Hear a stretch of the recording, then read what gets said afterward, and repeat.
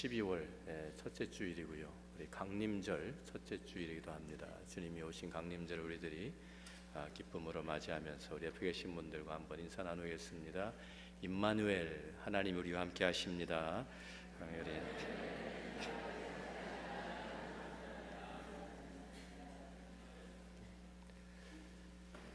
하나님의 말씀 야고보서 1장 5절부터 8절까지의 말씀입니다.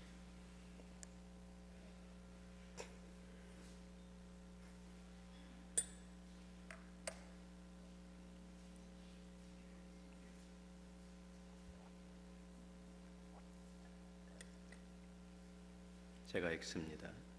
너희 중에 누구든지 지혜가 부족하거든 모든 사람에게 후히 주시고 꾸짖지 아니하시는 하나님께 구하라. 그리하면 주시리라. 오직 믿음으로 구하고 조금도 의심하지 말라. 의심하는 자는 마치 바람에 밀려 요동하는 바다 물결 같으니 이런 사람은 무엇이든지 주께 얻기를 생각하지 말라. 두 마음을 품어 모든 일에 정함이 없는 자로다. 아멘. 지난주에 저희들이 야고보서를 시작하면서 야고보의 권면을 들었습니다. 내 형제들아, 너희가 여러 가지 시험을 당하거든 온전히 기쁘게 여기라 라는 이런 권면이었죠. 그 이유는 우리들이 당하는 이 믿음의 시련들을 통해서 우리가 영적으로 성숙해질 수 있고 우리가 또한 주님을 닮아가는 영적인 성숙을 이룰 수 있기 때문이다 라고 우리에게 가르쳐 줍니다. 근데 오늘 본문의 말씀을 보면 갑자기 주제가 지혜로 바뀌었습니다. 자, 우리가 갑자기 이런 주제가 왜 이렇게 바뀔까? 그런데 이 맥락에서 보면 믿음의 시련과 지혜가 연결이 되어 있기 때문입니다. 믿음의 시련과 지혜가 어떤 연관이 있을까요? 우리가 어려운 일을 당한다든지 우리들의 고통과 아픔이 우리를 찾아올 때, 우리 삶이 여러 가지 압박으로 눌림을 당할 때 우리는 그런 모든 무게에 우리들이 눌려서 우리의 판단 능력이 흐려질 수가 있습니다. 그래서 우리가 무엇이 정말 중요한 것인지, 무엇이 참된 가치가 있는 것인지, 우리가 이 고통 가운데에서는 잘못하면 잘못된 그 판단, 결정을 내리기가 쉽습니다. 어떤 때는 우리가 너무 지쳐서 모든 것을 다 자포자기해버리는 그러한 경우도 있습니다. 우리는 살아가면서 많은 문제들을 우리들이 부딪힙니다.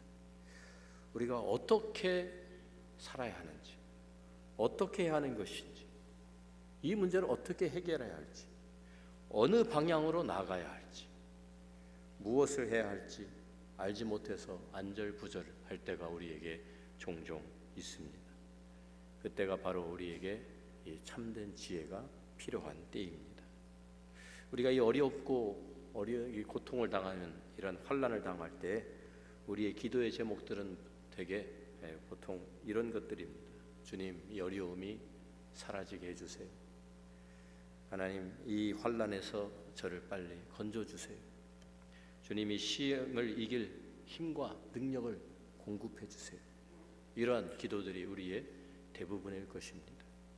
우리 가운데 그런 고통과 환난을 겪으면서 몇 사람이나 주님, 이 고난을 통해서 제가 주님을 더 깊이 알게 되고 주님을 더 닮아가게 되고 우리의 이웃들을 이해하게 되고 제가 올바르게 사는 지혜를 배우게 해주십시오 라는 기도를 드리는 사람은 과연 몇이나 될까요?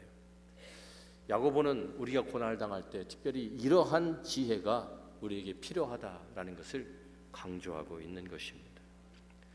지혜가 무엇입니까? 우리 학생들이 구절을 잘못 이해하면 한 학기 동안 공부 안 하고 그냥 빵빵 놀다가 학기 말 시험 치러야 되니까 그때 가서 참 하나님, 제가 학기 말 시험 잘 치를 수 있게 내일만 IQ가 200이 되게 해주세요. 그래서 하나님께서 그렇게 구하면 하나님께서 허락해 주시는 겁니까? 그런 의미가 아니죠. 하룻밤 사이 갑자기 똑똑해진다, 그런 얘기가 아닙니다. 지혜라는 것은 지식과 다른 것입니다. 우리는 지식은 우리가 공부를 많이 하고 책을 많이 읽으면, 많은 경험을 하면 우리가 지식이 점점점 더 풍성해집니다. 풍부해집니다. 그런데 우리가 지식과 정보가 늘어났다고 해서 우리 지혜가 늘어난 것은 아닙니다. 지혜라는 것은 우리가 가지고 있는 정보, 우리가 아는 것, 이 지식을 우리의 삶에 실질적으로 응용하고 적용하는 능력입니다. 그래서 문제를 해결할 수 있는 능력인 것이죠. 우리가 어떻게 살아야 되는지. 우리가 지식과 지혜가 차이를 우리가 좀 이야기하기 위해서 예를 든다면, 경제학을 전공해서 박사학위를 받은 사람, 우리의 경제에 대한 지식은 많이 가지고 있습니다. 풍부합니다. 그래서 이 사람을 우리가 경제학 박사, 전문가라고 부르는 것이죠. 그런데 경제학 박사라고 해서 다 우리들이 돈 버는 재주가 있는 것은 아닙니다. 여기 경제학 박사도 계시죠? 돈 많이 버셨습니까? 한번 물어보고 싶은데, 그 다른 거예요. 지식을 가지고 있는 것과 그것을 활용하는. 그러니까 어떤 사람은 경제학 박사라고 해도 투자 잘못하면 자기가 가진 돈 다 날릴 수 있습니다. 근데 어떤 사람은 경제학을 공부한 것도 아닌데, 근데 돈 버는 능력을 가진 사람들이 있어요. 무엇이든지 하면 이렇게 하면 되겠구나, 돈을 버는 그런 사람들이 있어요. 그래서 지혜와 지식이라는 것은 다른 것입니다. 현대 사회는요, 엄청난 정보, 지식을 우리가 가지고 있습니다. 특별히 50년, 100년 전과 우리가 비교해 본다고 하면 그때에 비해서 지식과 정보가 기하학적으로 지금 늘어났습니다. 엄청난 양의 우리 정보를 우리가 가지고 있습니다. 검색도 할 수 있고요. 우주에 대한 지식도 늘어났고, 생물에 대한 지식도 늘어났고, 병들에 대한 지식도 우리가 많이 가지고 있습니다. 이제 많이 압니다. 그럼 또 우리가 컴퓨터, 이런 기술, 우리가 통신, 건축 계속 발달하고 있습니다. 그래서 더 지식이 점점 풍성해지고 늘어나는 거예요. 모든 분야에 계속 지식과 정보가 쌓여가고 있지만, 그런다고 해서 50년, 100년 전에 비해서 우리 사회가 더 문제없는 사회가 되어가고 있습니까? 그렇지 않습니다. 50년, 100년 전보다 우리의 삶이 그때 사람보다 우리가 더 훨씬 더 행복한 삶을 살아갑니까? 그렇지가 않습니다. 여전히 범죄는 더 많아지고, 빈부의 차이는 점점 더 벌어지고, 가정들이 깨지고, 자살률도 점점 높아지고, 자녀 교육도 점점 더 힘들어지는 것이 현실입니다. 나라와 나라 사이의 갈등도 계속되고, 인종 간의 갈등, 사회 계층의 갈등들이 해결되지가 않고 있습니다. 그대로입니다. 우리들이 가진 문제들이, 우리가 가진 정보, 지식이 늘어나는데도 불구하고 해결되지가 않고 도리어 더 늘어가고 문제가 더 많아지고 있습니다. 이런 때에 진정한 지혜, 참된 지혜가 우리에게 절실히 필요한 때입니다. 그래서 성경이 말하는 지혜는 이 세상에서 말하는 돈 버는 지혜도 아니고, 자기가 가진 것을 가지고 다른 사람을 괴롭히는 지혜도 아닙니다. 범죄하는 지혜가 아닙니다. 성경이 말하는 참된 지혜는 하나님으로부터 오는 지혜인 것입니다. 다시 말하면 참된 지혜가 무엇이냐면, 하나님의 뜻이 무엇인지 분별하는 것이고, 하나님 앞에서 정말 무엇이 중요하고 가치 있는 것인지, 또 무엇이 하나님을 기쁘시게 하는 것인지 우리가 깨달아서 그러한 하나님을 기쁘시게 하는 의미 있는 삶을 살아가는 것이 성경이 말하는 지혜인 것입니다. 시편 111편 10절 말씀 우리가 같이 한번 찾아서 읽어봅니다. 자, 같이 읽습니다. 여호와를 경외함이 지혜의 근본이라. 그의 계명을 지키는 자는 다 훌륭한 지각을 가진 자이니 여호와를 찬양함이 영원히 계속 되리로다. 그랬습니다. 여호와를 경외함이 지혜의 근본이다. 거기에서 시작한다는 거예요. 지혜의 시작. 하나님을 경외하는 것에서부터, 하나님을 두려워할 줄 아는 것부터, 그래야 우리가 하나님 앞에서 어떻게 살아야 될지를 알 수 있으니까요. 잠언 9장 10절 말씀도 우리가 잘 아는 말씀이죠. 같이 한번 읽어봅니다. 여호와를 경외하는 것이 지혜의 근본이요 거룩하신 자를 아는 것이 명철이니라. 이것이 성경에서 말하는 지혜예요. 이런 관점에서 야고보서 1장 5절 우리가 다시 같이 한번 읽어봅니다. 너희 중에 누구든지 지혜가 부족하거든 모든 사람에게 후히 주시고 꾸짖지 아니하시는 하나님께 구하라. 그리하면 주시리라. 우리가 이 본문의 맥락에서 이 말씀을 이해하면 여러 가지 어려움과 고통이 우리를 찾아오지만 그 가운데서 우리들이 어떻게 하나님을 기쁘시게 하며 살아갈 수 있을까? 어떻게 사는 것이 정말 하나님의 뜻을 행하며 사는 것인가? 그것을 찾고 구하는 사람에게 하나님께서 그 지혜를 허락하신다라는 약속의 말씀인 것입니다. 나를 그런데 정반대로 나를 향하신 하나님의 뜻이 무엇인지도 관심이 없고 어떻게 사는 것이 하나님을 기쁘시게 하는 삶인지도 관심이 없으면서 오직 나만의 안락함과 평안을 위해서만 지혜를 구하는 것과는 거리가 먼 말씀입니다. 이것을 그냥 내가 하나님 앞에 나의 모든 무엇을 이루기 위해 지혜를 달라고 하면 하나님 주신다 이런 얘기가 아니라는 말씀입니다. 참된 지혜 어디에서 오나요? 하나님으로부터 옵니다. 오직 하나님으로부터 주어지는 것입니다. 그렇기 때문에 하나님께 구하라고 말씀하십니다. 하나님이 주실 수 있으니까 세상이 줄 수 있는 것이 아닌 것입니다. 그런데 하나님께서는 이 지혜를 우리에게 주시는데 차별 없이 주시는 분이다 라고 우리에게 말씀합니다. 어떠한 특별한 사람들에게만 이 지혜를 주시는 것이 아니라는 것입니다.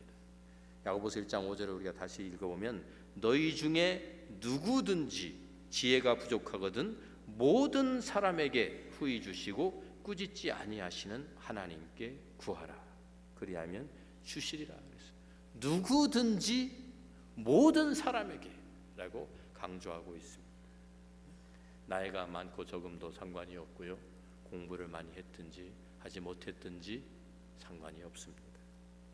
아니면 목사나 선교사, 특별한 직분을 가진 사람들에게만 하나님이 주시는 것도 아닙니다. 이러한 지혜, 하나님의 뜻을 따라서 살기 원하는 모든 사람에게 하나님께서 이 지혜를 허락해 주신다고 우리에게 약속해 주십니다. 얼마나 감사한 일입니까? 모든 사람들에게 주신다라는 이 말은 보통 일이 사실 아니죠. 우리들은요 제한되어 있는 사람들이기 때문에 모든 사람들에게 모든 것을 이렇게 주려고 해도 무엇인가 주고 싶어도 사실 줄 수가 없어요. 능력이 없어요. 예를 들어서 제가 미국에 사는 모든 사람들이 몇 명이나 되죠? 한 2억 5천만 됩니까? 3억 됩니까? 이 사람들에게 제가 단돈 1불씩만 준다. 많이도 아니고 1불씩. 가능한 일입니까? 가능하지가 않습니다. 저한테 그런 돈이 없어요. 능력이 없어요. 할 수가 없어요. 제가 가진 지혜를 총동원해서 여러분들이 가지고 오는 모든 문제를 제가 다 해결해주고 싶어도 해결할 수 있는 능력이 저에게 없어요. 저한테 찾아오지 마세요. 그런 능력이 없어요. 제가 주고 여러분들의 문제를 어떻게 다 해결을 합니까? 그런데 하나님께는 그런 문제가 없다는 말이에요. 하나님은 전능하신 분이잖아요. 우리 시편 147편 5절에 뭐라고 말씀합니까? 같이 읽어봅니다. 우리 주는 위대하시며 능력이 많으시며 그의 지혜가 무궁하시도다. 그 지혜가 끝이 없다는 거예요. 끝이 없어요. 다니엘서 2장 20절 21절에도 다니엘이 이렇게 하나님을 찬양합니다. 다니엘이 말하 이르되 영원부터 영원까지 하나님의 이름을 찬송할 것은 지혜와 능력이 그에게 있음이로다. 그는 때와 계절을 바꾸시며 왕들을 폐하시고 왕들을 세우시며 지혜자에게 지혜를 주시고 총명한 자에게 지식을 주시는도다. 하나님의 지혜의 창고는 바닥이 나는 법이 없습니다. 하나님께서 참 우리 세상의 모든 사람들이 얼마나 하나님께 많이 부르짖을까요? 그렇잖아요. 70억이 넘는 이 사람들이 전부 다 그 문제 가지고 와서 하나님 이거 해결해 주세요, 이거 해결해 주세요. 그래도 하나님께서 아이고 골치 아파 죽겠다. 이 문제를 왜 다 나한테 가지고 오는 거야? 이러시지 않는단 말이에요. 우리 그 수많은 문제를 하나님께 안고 가서 계속 하나님 이거 해결해 주세요. 그런데 우리에게는 큰 문제라 할지라도 하나님께는 아무런 문제도 되지 않는 줄로 믿습니다. 그래서 하나님께서 전지전능하신 분이기 때문에 우리의 모든 문제를 해결할 수 있는 능력이 주께 있습니다. 그래서 우리는 하나님께 나아가는 것입니다. 그런데 우리가 왜 하나님께 나아가질 않아요? 우리가 하나님을 과소평가하기 때문이에요. 하나님을 우리 수준으로 끌어내려서 하나님이 그냥 우리와 같은, 그냥 내가 해결 못하면 하나님도 해결 못하실 것 같이 생각이 돼가지고 그래서 하나님께 구하지 않는 거예요. 우리 하나님은 또 후하게 주시는 분이시다라고 우리에게 약속해 주십니다. 후하게 주시는 하나님. 이 말씀의 그 원어의 뜻은요, 계산 없이 주신다라는 뜻이 있어요. 계산 없이 주신다. 우리는요, 우리 자녀들에게까지도 무엇을 줄 때 계산하면서 줄 때가 많지 않습니까? 그러니까 예를 들어서 아이들이 새로운 이제 뭐 재밌는 영화가 나왔다. 엄마 아빠한테 조릅니다. 나 그 만화 영화 보고 싶어. 그래, 그러면 이번 주말에 데리고 갈게. 그런데 단서가 붙죠. 단서가 붙어요. 항상 너 말 잘 들으면 데리고 갈게. 또 아니면은 뭐 이번 시험에 너 A 받아오면 데리고 갈게. 흥정을 합니다. 거래를 합니다. 계산이 있습니다. 서로 싸우지 않아야 돼. 얘들 말 잘 듣고 방 잘 치고 뭐 이런 계속 이런 걸로 우리들이 아이들과 거래를 하지 않습니까? 심지어는 뭐 생일 선물, 크리스마스 선물까지도 말 잘 들어야 산타클로스 할아버지가 선물 갖고 온다고, 예? 이렇게 협박도 하고 그렇죠? 예. 어떤 정말 진짜 협박은 주었다가 너 말 안 들으면 다시 빼서 이런 것도 있잖아요. 이런, 예. 이게 다 거래, 계산. 그런데 우리 하나님은 그런 분이 아니라는 거예요. 그런 분이 아니에요. 계산 없이 후하게 우리에게 모든 것을 주시는 하나님, 너그러우신 하나님, 째째하신 분이 아닙니다. 또 우리 하나님은 꾸짖지 아니하시는 분이라고 말씀합니다. 우리 집 큰딸이 어렸을 때 조그마한 곰인형이 하나 있었어요. 이걸 너무 좋아해서 항상 끼고 자고 항상 끼고 놀고, 그래서 어디든지 따라다녀야 돼. 어디든지 같이 가야 돼. 그래서 참 이 곰인형 뭐 이 없으면 잠을 못 자요, 밤에. 그래서 그냥 어디든지 찾아다가 줘야 되고 이러는데, 한 번은 동부에 여행을 하다가 얘가 이것을 어디서 잃어버렸는지 아무리 찾아도 없어졌어. 어디서 흘렸는지, 어디 식당에 갔다가 놓고 왔는지 뭐 모르겠어요, 도무지. 그래서 뭐 짐을 다 뒤지고 막 차를 막 다 탔고 뭐 그냥 다 뒤져도 없어요. 그런데 얘는 막 그냥 내놓으라고 우는 거예요, 계속. 어리니까. 그래가지고 어떻게 합니까? 그 상점에 데리고 가서 제일 비슷한 걸로, 자, 이거 하나 사줄게 다시. 그러면서 좀 큰 걸로 사줬어요. 약간 더. 그러니까 얘가 더 크니까 좋아하더라고. 그래서 울음이 그쳤어요. 그리고서 그것을 지금까지 간직하고 있고요. 자기 딸한테 물려줬더라고, 이번에 보니까. 근데 걔도 또 그거 끌고 다녀, 꼬마. 그런데 만약에 얘가 다시 사줬는데 또 잃어버렸다. 그리고 또 울면 제가 뭐라고 했을까요? 좀 잘 간직하지. 야단부터 쳤을 거예요, 아마. 야단치고 그러게 내가 뭐라 그랬어. 이젠 다시 안 사줘. 이랬을 거예요. 우리가 보통 그렇게 하잖아요. 근데 우리가 그러니까 하나님도 그렇게 하시는 줄 알아, 우리한테. 착각하고 살아. 하나님도 그런 분으로 생각하는 거예요. 이웃집에서 작은 연장들을 빌리러 올 때가 있지 않습니까? 망치를 빌려고, 뭐 못을 빌려달라고, 스크류 드라이버 필요하다고 좀 달라고. 그러면 작은 것이지만 되게 자주 매일 빌리러 오면 아무리 시시한 것이라도 빌려주면서도 속으로 그럽니다. 욕을 합니다. 그만큼 빌려줬으면 됐지. 무슨 염치로 또 왔냐. 그러지 않습니까? 우리들이 속으로. 우리가 그러니까 하나님도 우리한테 그렇게 하시는 줄 알아. 우리가 반복해서 하나님 앞에 나갈 때마다 하나님께서 아이고 정말 징그럽다 그러실까 봐. 정말 그만큼 해주었으면 됐지 뭘 또 찾아왔냐 그러실까 봐. 아직도 그 문제 해결하지 못했네. 아이고 그러면서 야단치실까 봐. 그래서 선뜻 우리들이 하나님 앞에 우리 기도 제목 가지고 나가지 못할 때가, 주저주저할 때가 있지 않습니까? 근데 우리 하나님 그런 분이 아니세요. 우리 하나님은 꾸짖지도 아니하시고 후하게 주시는 분이시다라고 성경이 우리에게 약속합니다. 그래서 우리가 하나님께 나가서 구할 수 있는 것입니다. 우리가 해결해야 될 문제가 생겼을 때, 우리가 하나님의 지혜가 필요할 때, 우리가 하나님 앞에 우리의 문제들, 우리의 그 모든 어려운, 우리가 풀기 어려운 문제들을 하나님 앞에 가지고 나아가는 것입니다. 지난번에도 들어주시는데 이번에 또 들어주시겠어 설마? 그래서 포기하지 말고, 하나님께서 째짠 분이 아니에요. 하나님께서 우리 또 야단치실까 봐 걱정하지 마시고, 하나님 앞에 우리들이 나아가서 하나님 앞에 구할 때 하나님께서 우리에게 풍성하게, 후하게, 계산 없이 우리에게 꾸짖지 아니하시고 주신다고 약속하십니다. 우리가 잘 아는 마태복음 7장 7절과 8절 말씀 같이 한번 읽습니다. 마태복음 7장. 구하라 그리하면 너희에게 주실 것이요, 찾으라 그리하면 찾아낼 것이요, 문을 두드리라 그리하면 너희에게 열릴 것이니 구하는 이마다 받을 것이요, 찾는 이는 찾아낼 것이요, 두드린 이에게는 열릴 것이니라. 분명히 약속하셨습니다. 그런데 우리가 구하지 않기 때문에 받지 못하는 것입니다. 모든 사람에게 후히 주시고 꾸짖지 아니하시는 하나님께 구하라 그리하면 주시리라. 그렇죠.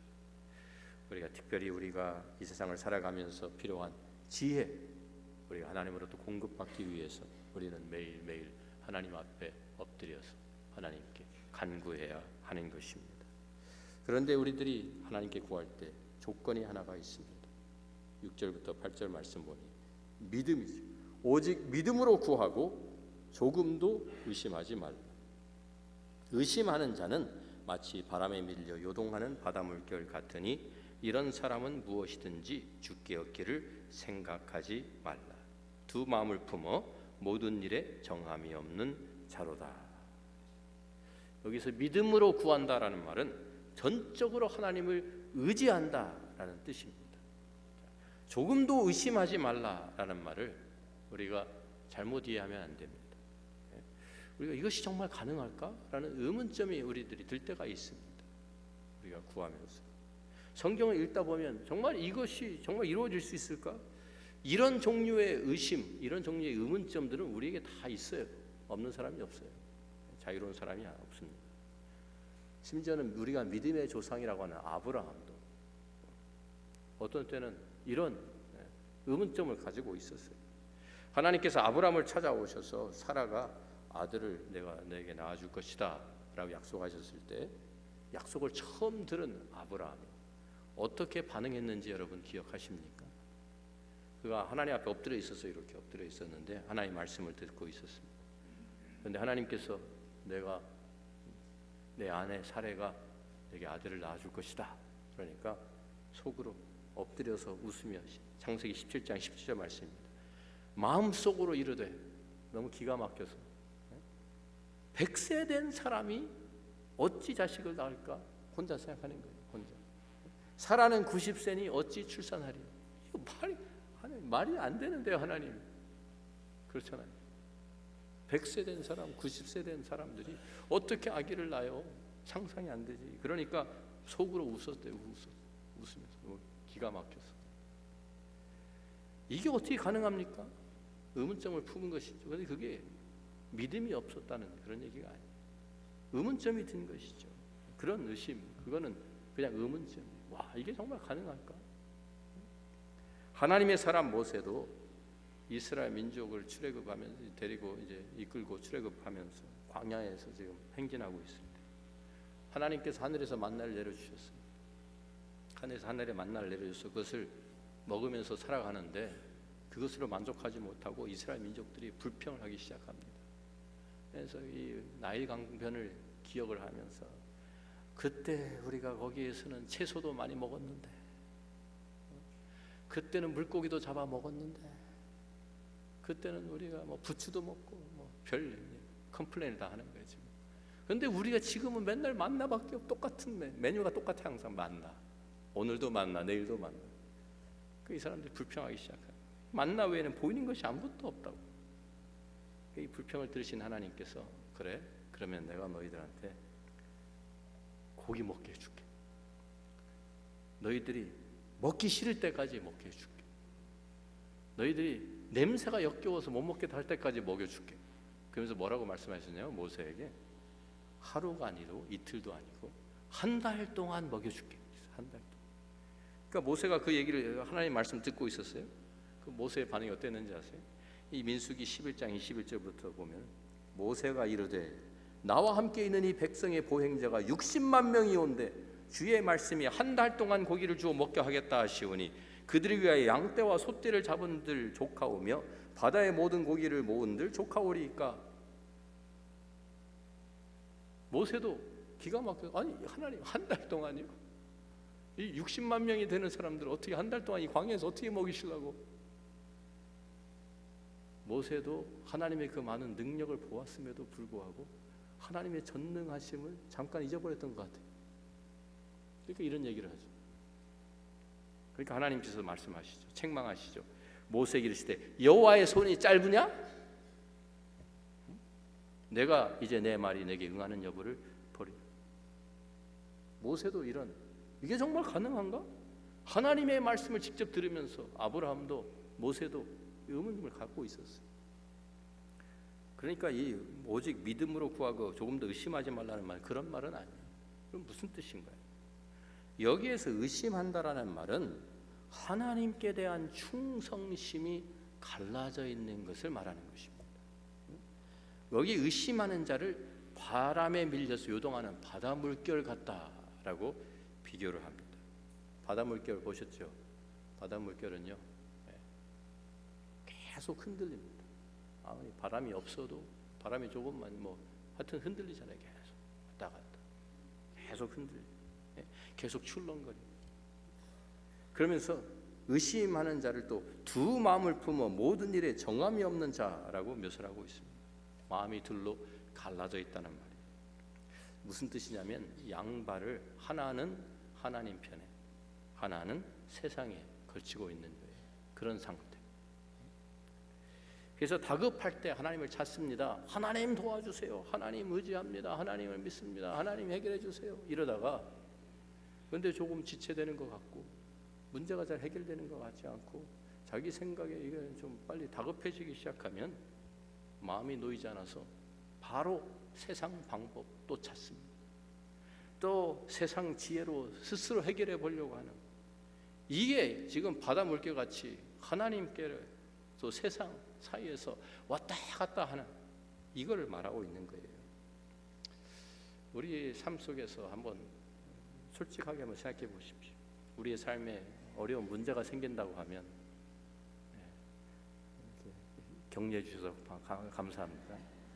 이런 우리의 삶에 문제가 생긴다고 하면 우리가 가장 먼저 찾아가는 분이 누군가요? 우리가 부모님, 선생님, 아니면 친구들? 우리가 제일 먼저 우리 머리에 떠오르는 사람이 누군가요? 우리가 보통 문제가 일어나면 문제를 해결해 줄 사람을 찾아요. 사람. 우리 주위에 나를 도와줄 사람 없는가? 근데 이 정도면 다행이에요. 크리스천들이 문제를 해결하기 위해서 점치러 가는 사람들이 있다는 말을 들었습니다. 크리스천들이 한국에 이제 정확한 통계는 모르겠지만 한국에서 점치러 가는 사람들의 30% 정도의 사람들이 교회 다니는 사람들이에요. 교인들이에요. 크리스천. 자칭 기독교인이라는 그 통계가 있다. 크리스천들이 사주 보고 사주 팔자 따지고 궁합도 보고 이게 되겠습니까? 이게 아니에요. 하나님 앞에서 하나님의 지혜를 구하기보다는 세상의 방법으로 해결해 보려고 하는 이런 것들을 지금 우리가 말하고 있는 거예요. 이거는 믿음이 아닙니다. 엘리야 선지자가 갈멜산 위에서 이스라엘 백성들에게 도전한 말이 있죠. 너희가 어느 때까지 둘 사이에서 머뭇하려느냐. 만약 하나님이 여호와가 만약 하나님이면 그를 따르고 바알이 만약 하나님이면 그를 따를지니라 도전했어요.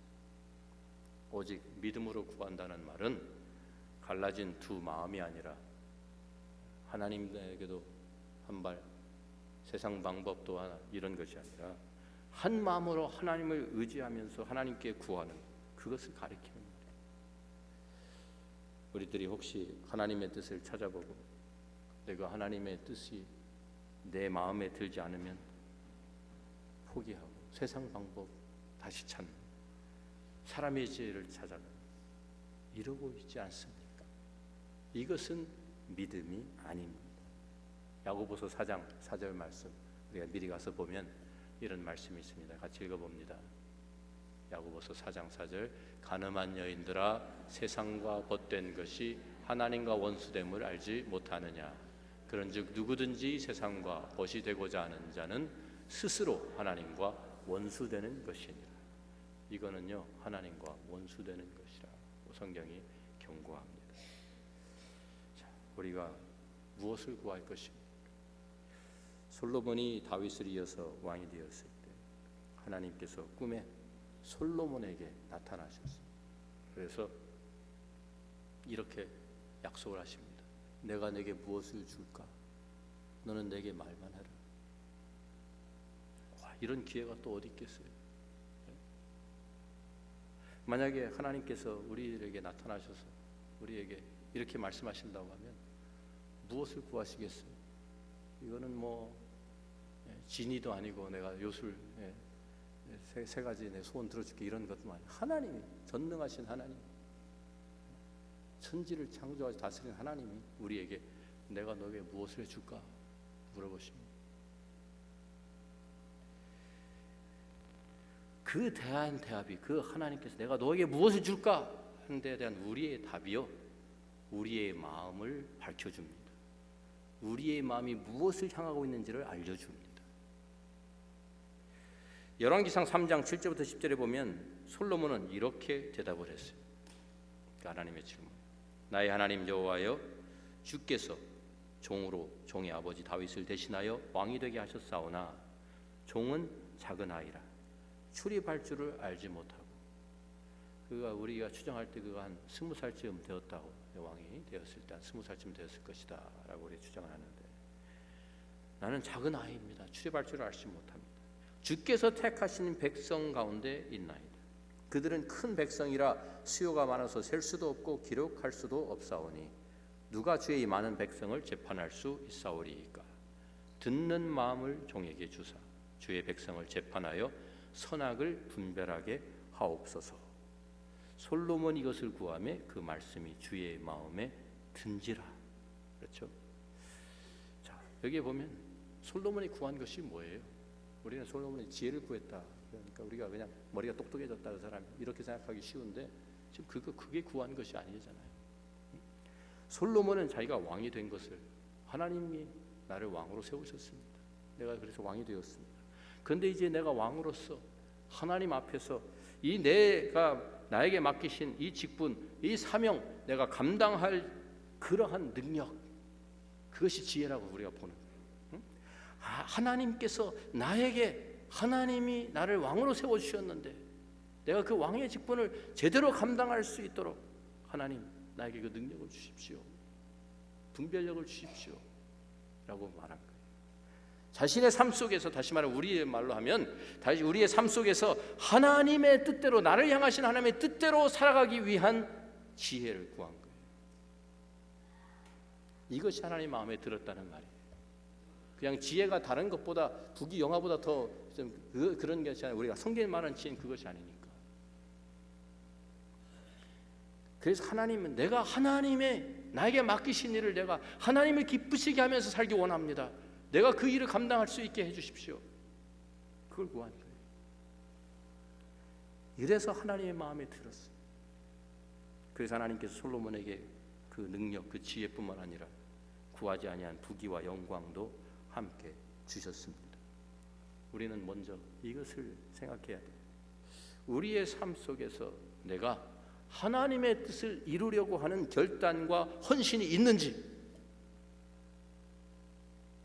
하나님의 뜻을 행하기 원하는 그 헌신, 그 결단, 우리가 먹든지 마시든지 무엇을 하든지 다 하나님의 영광을 위해서 살겠다고 하는 그 마음이 우리에게 있는지,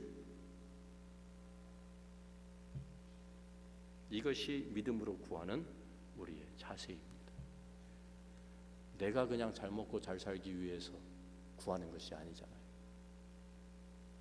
우리의 삶 속에서 진정한 하나님의 그 참된 지혜를 구하면서 하나님의 뜻을 이루어 가겠습니다. 하나님께서 원하시는 것을 제가 행하기를 원합니다. 하나님을 기쁘시게 하는 삶을 살기 원합니다. 하나님께 영광 돌리는 삶을 살기 원합니다. 하나님 저를 인도해 주십시오. 저에게 능력을 주십시오. 하나님 저에게 지혜를 주십시오. 어떻게 해야 됩니까? 그럴 때 하나님께서 우리에게 그 지혜를 후하게 우리에게 꾸짖지 않고 주신다는 약속인 것입니다. 이 하나님의 지혜를 받아서 하나님의 뜻을 행하며 하나님의 영광을 위해서 쓰임받는 저와 여러분이 되기를 주의 이름으로 축원합니다. 기도하겠습니다. 우리는 이 세상을 살아가면서 수많은 문제를 만납니다. 가족들 안에서도 문제가 일어나고 이웃들과도 관계의 문제가 생겨납니다. 우리들이 어떻게 해야 될지, 어떻게 풀어야 할지도 모르는 그러한 어려움들이 있습니다. 이 고통 가운데서, 고난 가운데서 어떻게 시작해야 되는지, 무엇을 해야 하는지, 어디로 향해서 나가야 되는지 우리들이 너무 막막할 때가 있습니다. 그럴 때 우리들이 먼저 하나님을 찾아야 된다는 말이에요. 하나님의 말씀을 묵상하면서 하나님의 지혜를 구해야 하는 것입니다. 하나님을 찾아야 돼요. 그럴 때 하나님께서 우리에게 후히 주시고 꾸짖지 아니하시면서 우리에게 하나님의 방법을 알려주시고 그 문제를 해결하도록 도와주시는 것입니다. 믿음으로 하나님 앞에 나아가서 문제를 가지고 다른 사람 찾아가기 전에 다른 사람 찾지 말고 먼저 하나님께 나아가세요. 하나님은 우리의 모든 문제를 해결해 줄 수 있는 능력이 있으신 분입니다. 주님을 믿음으로 바라보면서 주님, 제가 주님을 위해 살기 원합니다. 하나님의 영광을 드러내기를 원합니다. 하나님의 뜻, 하나님을 기쁘시게 하면서 살기 원합니다. 주님, 저에게 그 길을 보여주세요. 저에게 그 지혜를 허락해 주세요. 그 방법을 저에게 알려주세요. 이렇게 우리들이 하나님 앞에 나아가서 엎드리는 우리 모두가 되기를 소원합니다. 아버지 하나님, 감사합니다. 우리의 인생 가운데는 수많은 문제들을 우리들이 만나게 됩니다. 그때마다 하나님, 저희들이 먼저 하나님의 말씀 앞에, 하나님의 앞에 금손히 엎드리게 하여 주시고 하나님의 뜻을 구하며 하나님을 기쁘시게 하며 하나님 앞에 영광 돌리기를 원하는 믿음으로 주님 앞에 살 수 있기를 간절히 소원합니다. 하나님, 나의 삶을 통해서 하나님의 뜻이 이루어지는 결단과 헌신이, 이 믿음이 우리에게 있게 하여 주옵소서. 예수님 귀하신 이름으로 기도합니다. 아멘. 다 함께 일어나서